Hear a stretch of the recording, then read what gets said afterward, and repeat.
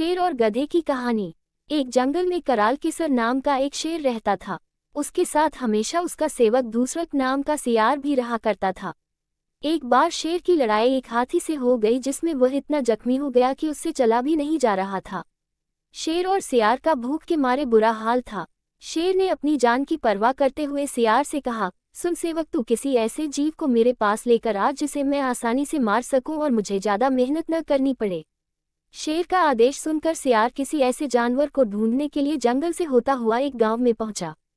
गांव में पहुंचकर उसे एक गधा दिखाई दिया जो बहुत उदास सा नजर आ रहा था। सियार ने उससे जाकर पूछा, अरे भाई, तुम बड़े दिन बाद दिखाई दिए हो। इस पर गधा कहता है, अरे भाई, एक धोबी मेरे ऊपर बोझा ढोता है और खाने के लिए कुछ भी नहीं देता। इस पर सियार कहता है, भाई तुम चिंता मत करो, मैं तुम्हारी बिरादरी की 3 दूसरी कन्याओं को जंगल में हरी हरी पन्ना जैसी घास के मैदान में ले गया, जहां वह बोझा ढोने से बच गई और आज अपना जीवन आराम से जी रही है। उनमें से एक विवाह योग्य हो गई है, मैं उसका विवाह तुम्हारे साथ करवा दूंगा, जिससे तुम बिना बोझा ढोए अपना जीवन आराम से व्यतीत कर सकते हो। ये सुनकर गधा सियार के साथ जाने को तैयार हो गया। दोनों जंगल में बातें करते हुए चलते हैं, तभी वह शेर के पास पहुंच जाते हैं।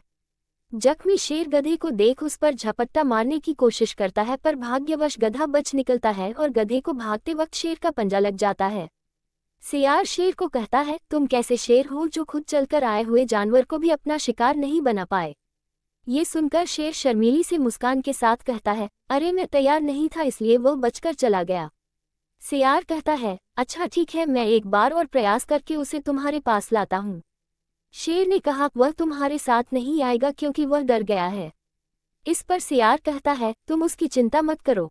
ये कहकर सियार फिर से गधे के पास चला जाता है और उसे गधा वहीं पर घास चरता हुआ दिखाई देता है। गधा सियार को देखकर कहता है, अरे भाई, तुम मुझे अच्छी जगह ले गए। अगर मैं वहां से नहीं भागता तो जीवन समाप्त हो जाता। पता नहीं वो कौन सा जीव था जिसका इतना भारी पंजा मेरी पीठ पर पड़ा। सियार जवाब देता है, अरे भाई, वह वही कन्या थी जो उत्साह से तुम्हें मिलने के लिए उठी और तुम्हें भागता देख अपने पंजे से रोकने की कोशिश की। वह कन्या बहुत दुखी है क्योंकि तुम वहां से भाग आए हो, इसलिए तुम मेरे साथ चलो। अगर तुम मेरे साथ नहीं गए तो वह अपने प्राण त्याग देगी, इसलिए तुम मेरे साथ चलो।